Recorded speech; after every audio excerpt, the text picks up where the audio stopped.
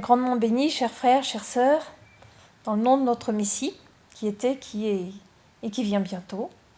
Donc un message à vous partager de la part de notre Elohim, qui a inspiré Roxane le 25 mai 2020. Alors merci Père Céleste, merci d'être avec nous, merci de nous guider, de nous garder dans ces temps, Papa Céleste, nous avons vraiment besoin de toi, de ton onction sur chacun de nous.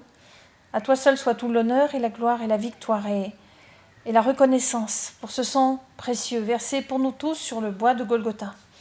Et merci Yahushua parce que tu as tout donné sans rien retenir.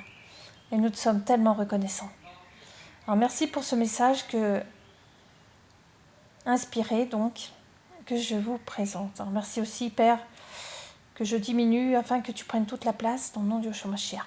Amen. Les choses ne sont pas ce qu'elles semblent être. Ma fille, j'ai une parole à te donner aujourd'hui. Mon royaume arrive, que cela te plaise ou non, mon royaume arrive. Je lui avais posé une question sur l'été. Réponse oui, je vais donner un peu de repos à mes enfants pour qu'ils se préparent pour la prochaine étape de leur voyage. Mes enfants, écoutez très attentivement. Les choses ne sont pas ce qu'elles semblent être. L'ennemi fait rage dans les coulisses, non seulement pour détruire mes enfants, mais aussi les petits perdus.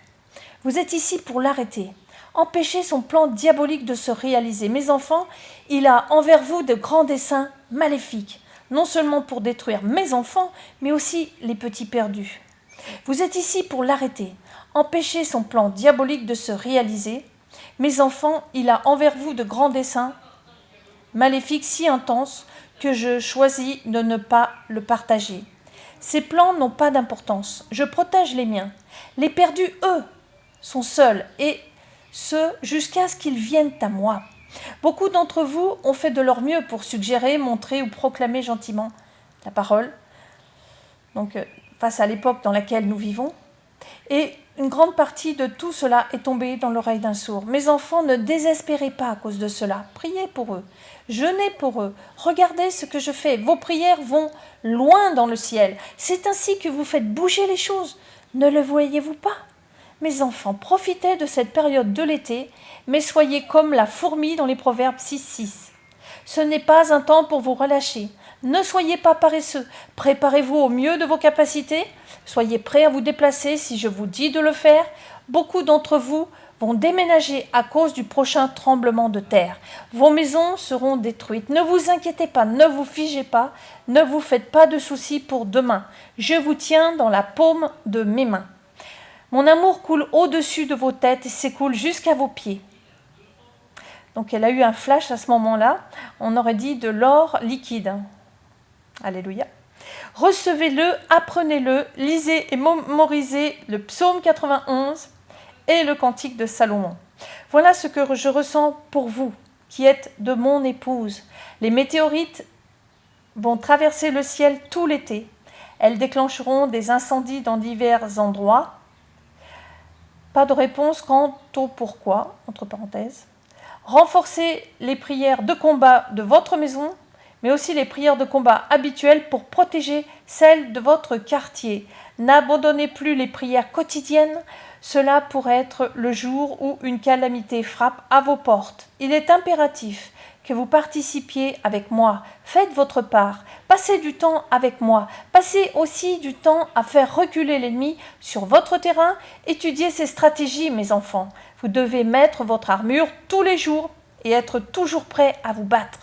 Voilà, je suis toujours avec vous, je me bats à vos côtés. Apprenez à me connaître, à connaître ma volonté et mes méthodes, regardez ce que je fais.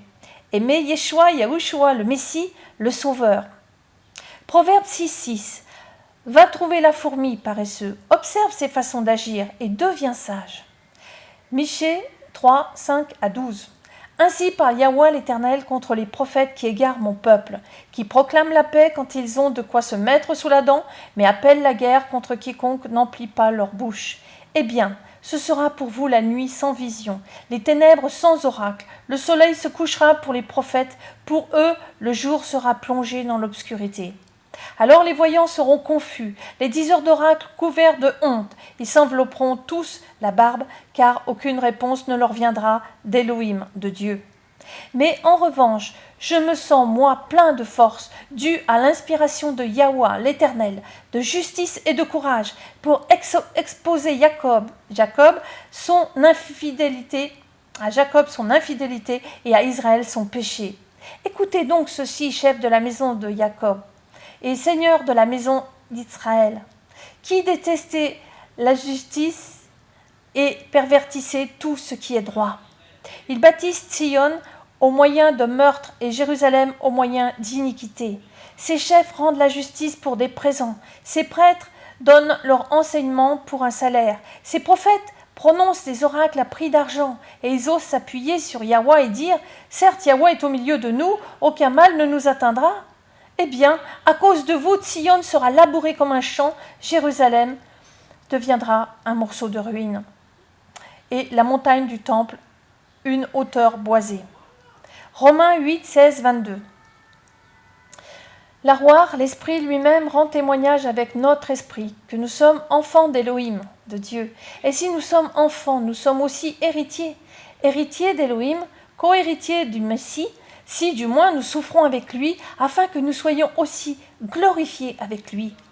Car j'estime que les souffrances du temps présent ne sont pas dignes d'être comparées avec la gloire à venir qui doit nous être révélée. Car la vive attente de la création attend la révélation des fils d'Élohim. Car la création a été assujettie à la vanité, non de sa volonté, mais à cause de celui qui l'a assujettie, dans l'espérance que la création elle-même aussi sera affranchie de la servitude de la corruption pour jouir de la liberté de la gloire des enfants de Dieu, d'Élohim. Car nous savons que toute la création, ensemble, soupire et est en travail jusqu'à maintenant. Je regardais, donc ça c'est Apocalypse 6, je regardais quand l'agneau ouvrit un des 7 sceaux et j'entendis l'un des 4 êtres vivants dire, comme d'une voix de tonnerre, « Viens !» Je regardai et voici un cheval blanc. Celui qui le montait tenait un arc. Une couronne lui fut donnée et il partit en vainqueur et pour vaincre. Quand il ouvrit le second sceau, j'entendis le second être vivant dire, « Viens !» Et un autre cheval, rouge feu, sortit. Celui qui le montait reçut le pouvoir d'ôter la paix de la terre, afin que les hommes s'égorgent les uns les autres. Et une grande épée lui fut donnée. Quand il ouvrit le 3e sceau, j'entendis le 3e être vivant dire « Viens !» Je regardai et voici un cheval noir. Celui qui le montait tenait une balance à la main. Et j'entendis comme une voix au milieu des 4 êtres vivants. Elle disait « Une mesure de blé pour un denier, et 3 mesures d'orge pour un denier. Quant à l'huile et au vin, n'y touche pas. » Quand il ouvrit le 4e sceau, j'entendis la voix du 4e être vivant dire « Viens !» Je regardai et voici un cheval d'une couleur verdâtre. Celui qui le montait se nommait la mort, et le séjour des morts l'accompagnait. Le pouvoir leur fut donné sur le quart de la terre pour faire périr les hommes par l'épée, par la famine, par la peste et par les bêtes sauvages de la terre. Quand il ouvrit le 5e sceau, je vis sous l'autel les âmes de ceux qui avaient été égorgés à cause de la parole d'Élohim de Dieu et du témoignage rendu. Ils crièrent d'une voix forte « Jusqu'à quand, Maître saint et véritable, tardes-tu à faire justice et à venger notre sang sur les habitants de la terre ?» Une robe blanche fut donnée à chacun d'eux, et il leur fut dit de se tenir en repos quelque temps encore, jusqu'à ce que soient au complet leurs compagnons de service et leurs frères, qui allaient être mis à mort comme eux. Je regardais quand il ouvrit le 6e sceau. Il y eut un grand tremblement de terre, le soleil devint noir comme un sac de crin, la lune entière devint comme du sang, et les étoiles du ciel tombèrent sur la terre, comme lorsqu'un figuier secoué par un grand vent laisse tomber ses figues.